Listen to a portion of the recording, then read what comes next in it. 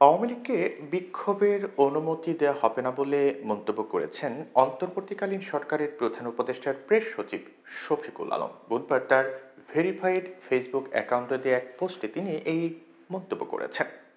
পোস্টে প্রেস সচিব লিখেছেন যে অগাস্টে দায়িত্ব গ্রহণের পর থেকে অন্তর্বর্তীকালীন সরকার কোনো ন্যায্য বিক্ষোভ বন্ধ বা নিষিদ্ধ করেনি। আমরা সমাবেশ করার স্বাধীনতা এবং সাংগঠনিক কর্মকাণ্ডের স্বাধীনতায় বিশ্বাস করি। তিনি লিখেছেন যে আজ সকালে গণমাধ্যমের একটি প্রতিবেদনে বলা হয়েছে যে গত ৫.৫ মাসে কেবল ঢাকায় কমপক্ষে ১৩৬টি বিক্ষোভ হয়েছে। এর মধ্যে কয়েকটি বিক্ষোভের ফলে ব্যাপক যানজট সৃষ্টি হয়েছে। তবু সরকার কখনো বিক্ষোভ সমাবেশের উপর কোনো ধরনের বিধিনিষেধ আরোপ করেননি। কিন্তু আমাদের কি ফ্যাসিস্ট আওয়ামী লীগকে বিক্ষোভ করার সুযোগ দেওয়া উচিত? এই প্রশ্ন রাখেন প্রেস সচিব। তিনি বলেন যে জুলাই অগাস্টের ভিডিও ফুটেজে স্পষ্ট দেখা যায় যে আওয়ামী লীগের কর্মীরা শান্তিপূর্ণ বিক্ষোভকারীদের হত্যায় অংশ নিয়েছিল। তাদের পরিচালিত হত্যাকাণ্ডে শহীদ হয়েছেন কয়েকশো তরুণ শিক্ষার্থী, এমনকি নাবালক শিশুরাও।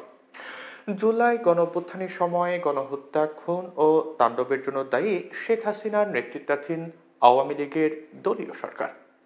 শফিকুল আলম আরও লিখেন যে গতকাল কয়েকজন বিশিষ্ট মানবাধিকার কর্মীর সাক্ষাৎকারের বরাতে নিয়োগভিত্তিক হিউম্যান রাইটস ওয়াচ জানায় যে শেখ হাসিনা তার ১৬ বছরের এক নায়কত্বের শাসনামলে সরাসরি হত্যা এবং জোরপূর্বক গুমের নির্দেশ দিয়েছিলেন।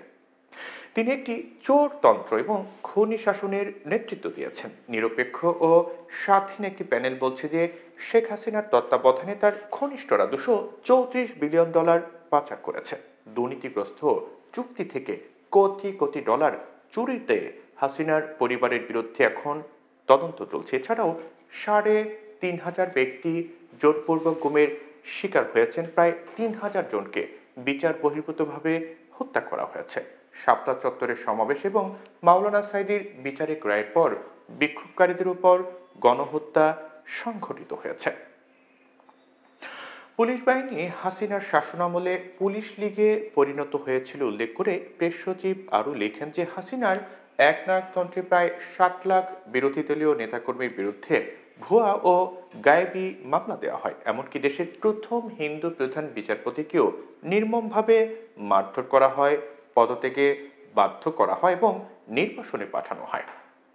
প্রেস সচিব লিখেছেন, যতক্ষণ না আওয়ামী লীগ এই গণহত্যা, হত্যাকাণ্ড এবং প্রকাশ্য দুর্নীতির জন্য ক্ষমা না চাইবে এবং যতক্ষণ না তাদের অন্যায়কারী নেতাকর্মীরা বিচার ব্যবস্থার কাছে আত্মসমর্পণ করে তাদের অপরাধের জন্য বিচার কার্যের প্রক্রিয়া শুরু করে পাপমোচন করতে উদ্যোগ না নেবে এবং যতক্ষণ না আওয়ামী লীগ তাদের বর্তমান নেতৃত্ব এবং ফ্যাসিবাদী আদর্শ থেকে নিজেকে আলাদা না করবে, ততক্ষণ পর্যন্ত তাদের বিক্ষোভ করার অনুমতি দেওয়া হবে না। মিত্রবাহিনী কি নাৎসিদের বিক্ষোভ করার অনুমতি দিয়েছিল? পৃথিবীর কোনো দেশ কি একদল খনি এবং দুর্নীতিবাদ চক্রকে আবার ক্ষমতায় আসতে দেবে?